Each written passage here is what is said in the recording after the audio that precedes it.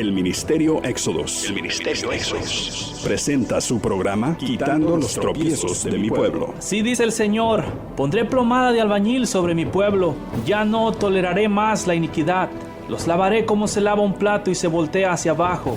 Porque todo el día he extendido mis brazos a un pueblo rebelde, que con sus labios me honra, pero su corazón está lejos de mí. Que dice que me ama, pero no me abre las puertas de su corazón. Me dice Señor, pero no hace mi voluntad, sino la suya propia. Arrepentíos y convertíos a mí, y yo sanaré vuestra tierra. Enderezad mis caminos, haced derechas mis sendas. Allanad, allanad, quitad los tropiezos de mi pueblo. Ahora con ustedes, su programa Quitando los tropiezos de mi pueblo. Pablo, apóstol de Jesús el Mesías, por la voluntad de Dios, y el hermano Timoteo, a los santos y fieles hermanos en Cristo, que están en Colosas. Gracia y paz sean a vosotros, de Dios nuestro Padre, y del Señor Jesús el Mesías. Siempre orando por vosotros, damos gracias a Dios Padre de nuestro Señor Jesús, el Mesías, habiendo oído de vuestra fe en Él y del amor que tenéis a todos los santos, a causa de la esperanza que os está guardada en los cielos, de la cual ya habéis oído por la palabra verdadera del Evangelio, que ha llegado hasta vosotros, así como a todo el mundo, y lleva fruto, y crece también en vosotros, desde el día que la oísteis y conocisteis la gracia de Dios en verdad. Como lo habéis aprendido de Epafras, nuestro consiervo amado, que es un fiel ministro de Cristo para vosotros, quien también nos ha declarado vuestro amor en el Espíritu. Por lo cual también nosotros, desde el día que lo oímos, no cesamos de orar por vosotros y de pedir que seáis llenos del conocimiento de su voluntad, en toda sabiduría e inteligencia espiritual, para que andéis como es digno del Señor, agradándole en todo, llevando fruto en toda buena obra y creciendo en el conocimiento de Dios, fortalecidos con todo poder conforme a la potencia de su gloria, para toda paciencia y longanimidad, con gozo dando gracias al Padre que nos hizo aptos para participar de la herencia de los santos en luz, el cual nos ha librado de la potestad de las tinieblas y trasladado al reino de su amado Hijo, en quien tenemos redención por su sangre, el perdón de pecados. La paz y la gracia de nuestro Señor Jesús contigo, pueblo. Gracias a su bendito amor y misericordia para contigo. Estamos una vez más para seguirte hablando de sus grandezas, de sus instrucciones, de los requisitos, mandamientos, estatutos o decretos, como en la Biblia lo describe, para que todo aquel que quiera caminar conforme a su voluntad camine. Y lógico, al mismo tiempo, buscando siempre eliminar las excusas, los tropiezos, los argumentos que se levantan contra el conocimiento de Jesús, porque créanme que en estos días sí que hay un montón. Los hombres de alguna manera se han dedicado a buscar argumentos del por qué no pueden caminar o vivir conforme a la voluntad de Dios, eso es, en santidad y en perfección. Pero en el nombre del Señor Jesús voy a destruir todos esos argumentos, esas excusas, falsas doctrinas, mandamientos de hombres, todo lo que estorbe para que se siga a Dios, a Jesús de Nazaret, caminando como Él caminó, siendo como Dios, como te estaba hablando ayer. Y de lo que te voy a hablar ahora, te lo acabo de leer en Colosenses capítulo 1, te leí del 1 al 14, para que veas las cosas por las cuales Pablo oraba en cuanto estaba aquí en la tierra, en cuanto a relación con los efesios. Por eso vamos a hablar de esto hoy. Te voy a leer después del saludo, versículo 3, Colosenses 1, 3. Siempre orando por vosotros, damos gracias a Dios, Padre de nuestro Señor Jesús, el Mesías, habiendo oído de vuestra fe en Jesús y del amor que tenéis a todos los santos. Fíjate, esto está bien rico. Los colosenses son unos de los pocos en aquellos días de la iglesia antigua a los cuales no todo el tiempo les daba redarguye Pablo, sino era un pueblo que de verdad se había sometido a Dios y había encontrado lo que realmente le era lícito encontrar a Jesús de Nazaret y lo mostraban. Entonces Pablo, al enterarse de que ya estaban mostrando el amor en el Espíritu, aún todavía continuaba orando para que llegaran al conocimiento pleno. La comparación de hoy en día, desafortunadamente, los hombres en cuanto al Evangelio se refiere, andan orando para que la gente salga de sus problemas, men. O sea, oren por nosotros. La mayoría de gente que pide oración es por los problemas en los que a sí mismos se meten por causa de su propia forma de conducta. Pablo estaba orando para que conocieran al Señor Jesús plenamente. Ahí mismo lo dice. ¿Sí? Habiendo oído de vuestra fe en Cristo Jesús y del amor que tenéis a todos los santos, a causa de la esperanza que os está guardada en los cielos, la cual ya habéis oído por la palabra verdadera del Evangelio. O sea, hay que entender esto, pueblo. La palabra verdadera, solamente hay una palabra verdadera. ¿Y cuál es esa? Jesús de Nazaret. ¿Sí? Él es la palabra. Él es la palabra verdadera. Y no estoy hablando nada más como escritura o algo así. Estoy hablando en términos humanos, como a Jesús como persona. Sé que no es persona, pero para entendernos, a Jesús como persona. Si Jesús de Nazaret no vive en ti, tú puedes aprender mucho de la escritura. Y quiero que entiendas esto. El conocimiento de Jesús no viene por el conocimiento bíblico.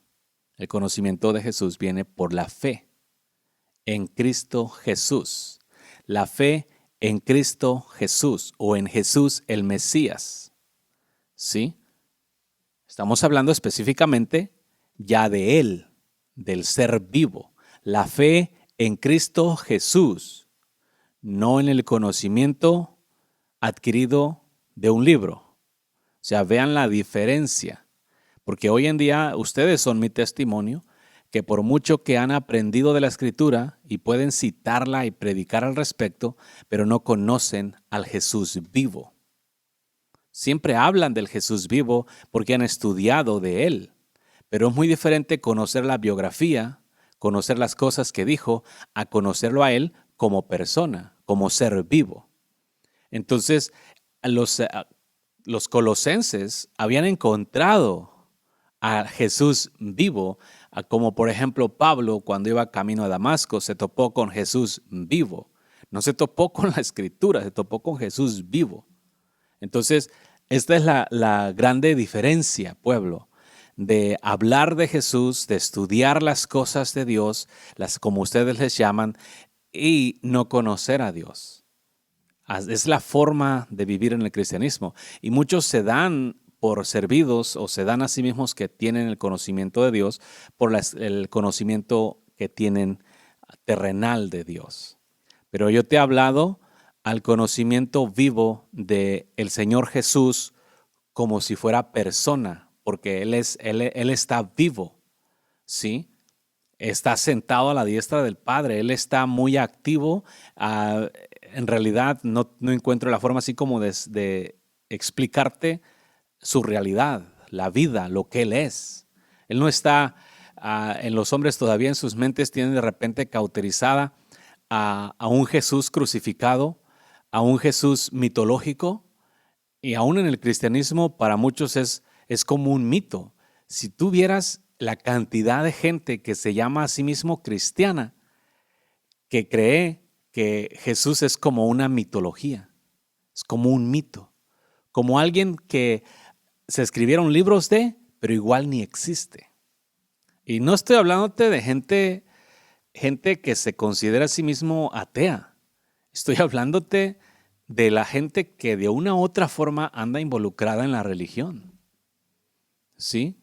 Es sorprendente la cantidad de gente que es atea mientras se llama a sí mismo cristiana. Porque en realidad, hablando abiertamente, los ateos son aquellos que no creen en Dios. ¿Y quiénes son los que no creen en Dios? los que desobedecen sus mandamientos, los que desobedecen sus palabras, los que no le ponen atención, los que no lo conocen como un ser vivo, como Dios viviente, los que lo tienen en un papel pegado en la pared o en un crucifijo. Esos son los ateos en realidad, porque están en contra de Dios, porque están haciendo las cosas contrarias a lo que Dios mandó. Y eso es lo que significa ateo, contra Dios. Entonces es importante que entiendan, pueblo, que no se trata, el conocer a Dios no es un asunto de conocer las Escrituras. Dios está vivo, nos hace a nosotros templo y morada de su Espíritu para habitar en nosotros. Sí, la religión, los templos están vacíos y llenos de maldad, pero siempre están estudiando el libro para ver las cosas de lo que Dios dijo, o la Biblia, para ver las cosas que Dios dijo, y luego se esfuerzan en querer hacer las cosas que Dios dijo y no pueden hacerlas, porque quieren conocer a Dios por medio de la Escritura. Jesús dijo, ustedes escudriñan la Escritura porque creen que en ellas tienen la vida eterna, y es específicamente lo que en estos días ustedes hacen. Escudriñan las Escrituras porque creen que al escudriñarlas tienen la vida eterna, pero las Escrituras son las que dan testimonio del Jesús de Nazaret vivo, el resucitado, ese que se levantó al tercer día de entre los muertos y está sentado a la diestra del Padre y vive en todos aquellos los cuales somos templo y morada de Él. ¿Sí? Este Jesús vivo, tienes que venir a conocerlo de manera real en la forma de la negación a tu vida, renunciar a ti mismo, apartarte de la maldad, creer en sus palabras, y cuando Él ve tu corazón, que tu corazón realmente es un corazón contrito y humillado, Él mismo te va a alumbrar. O sea, los hombres piensan en sus religiones que los hombres eligen quién entra y quién sale a la religión, pero en realidad al cuerpo de Jesús solamente los que Él aprueba entran, y los que no aprueban no entran, aunque echen muchas lágrimas de cocodrilo. ¿Sí? Entonces, esta forma de vida, como está escrito, que ha llegado a vosotros, así como a todo el mundo, y lleva fruto y crece también en vosotros, desde el día que oíste y conocisteis la gracia de Dios en verdad. Esa famosa gracia de Dios en verdad no es conocida hoy en día. Porque ¿cuál es la gracia que los cristianos conocen de Dios? El libertinaje. Mientras el pecado abunde, sobreabunda la gracia. En sus mentes carnales y corazones corruptos, piensan hay que pecar para que Dios nos dé más amor. Esa no es la verdadera gracia de Dios. ¿Sí? Porque la verdadera gracia de Dios hay que conocerla, conocer la gracia de Dios en verdad. En otras palabras, conocerla de veras. ¿Sí? A causa de la esperanza que os está guardada en los cielos, la cual ya habéis oído por la palabra verdadera del Evangelio. Ahorita no es que haya evangelios, le llaman evangelios, pero no son evangelios porque solamente hay uno. El verdadero evangelio limpia a los hombres de pecado, los liberta del pecado, los santifica, los justifica y los hace perfectos para que nunca más vuelvan a pecar. El evangelio corrupto hace una oración de fe y continúa de pecador, porque Dios es misericordioso y la gracia de Dios está contigo. Cuando la gracia verdadera, lo que realmente hace la gracia verdadera de Dios, fortalece a un hombre santo para que no vuelva al pecado.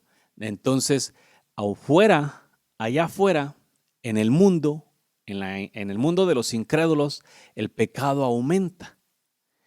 Y en la vida de los santos, la gracia de Dios aumenta para que cuando allá afuera el pecado aumenta, los hijos de Dios aumenten en santidad, y allá afuera aumenta el pecado y los hijos de Dios reciben más gracia y aumenta la santidad.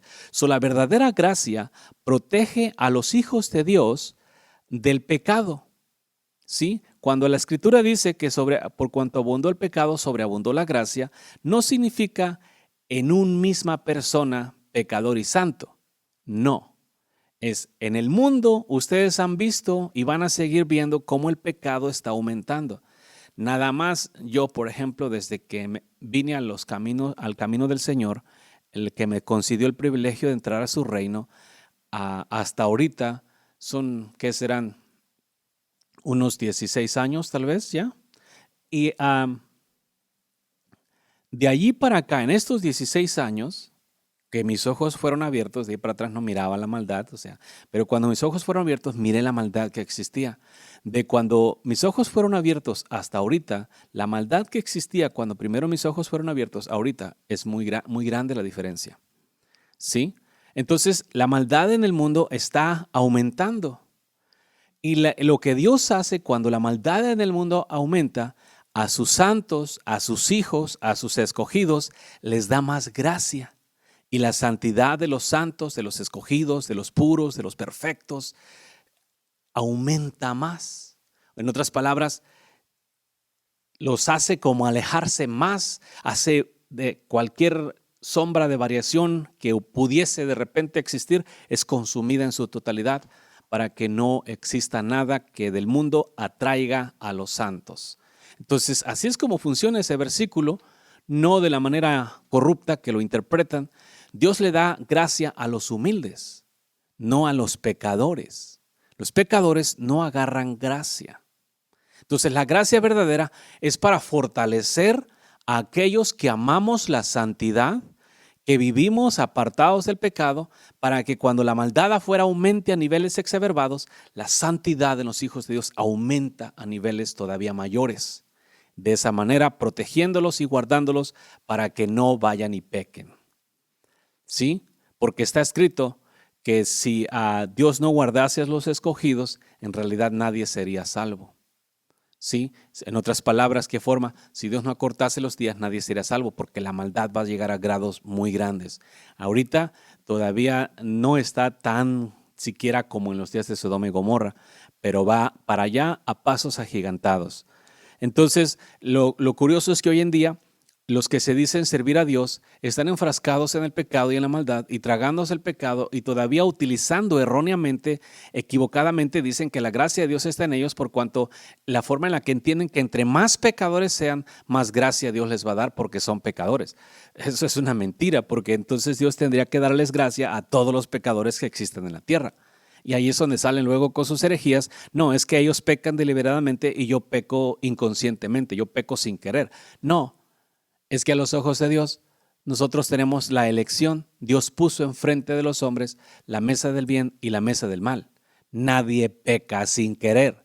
Todo el que peca estira la mano voluntariamente. No quítense esa herejía de sus corazones de que los malos allá pecan deliberadamente y que ustedes como cristianos pecan sin querer o pecan porque la carne es débil o pecan porque cualquier cosa. No, a los ojos de Dios, te lo digo abiertamente, todo el que peca estira la mano para tragarse la maldad voluntariamente, la gente perversa del mundo y ustedes cristianos que estiran su mano para pecar.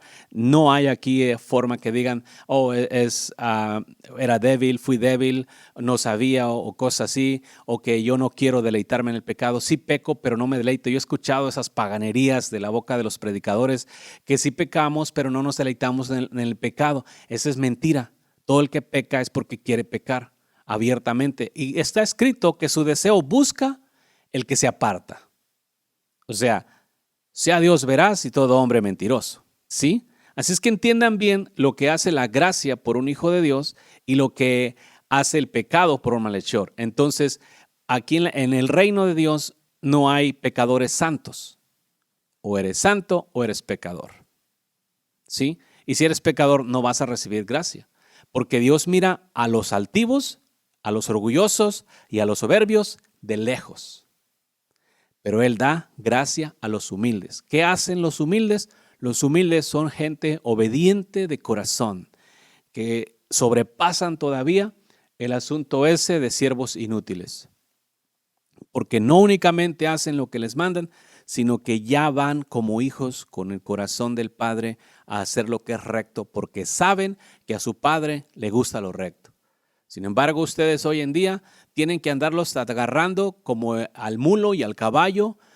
Ya veo, hazte cuenta que veo al Señor agarrando a todos con freno en la boca para que no se vayan a tragar la maldad, como de esos perros bravos que les pones el collar y se ponen bravos y se quieren ir y tienes que estarlo jalando hacia atrás. Así es como los cristianos son en estos días, ¿sí?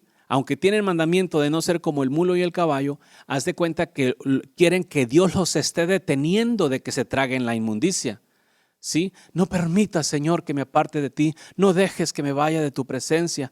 No me sueltes de tu mano. Esas son palabras que dan testimonio que sus corazones están más que ansiosos de tragarse la maldad.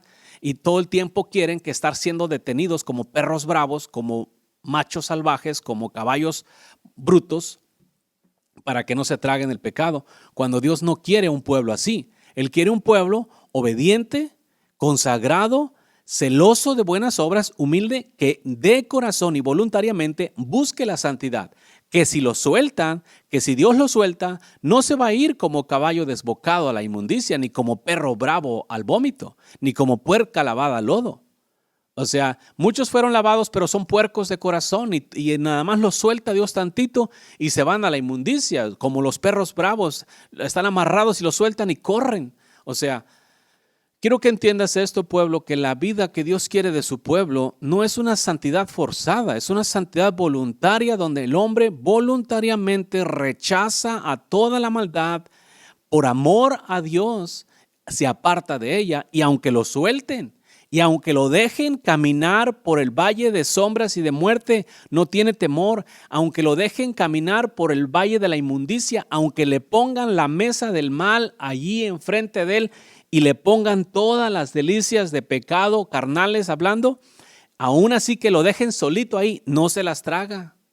Ese es el corazón que Dios está buscando de la gente que realmente lo siga.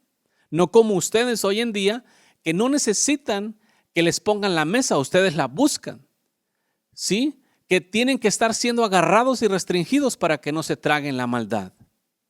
Es la forma de vida que a ustedes les gusta y luego se llaman a ustedes mismos hijos de Dios.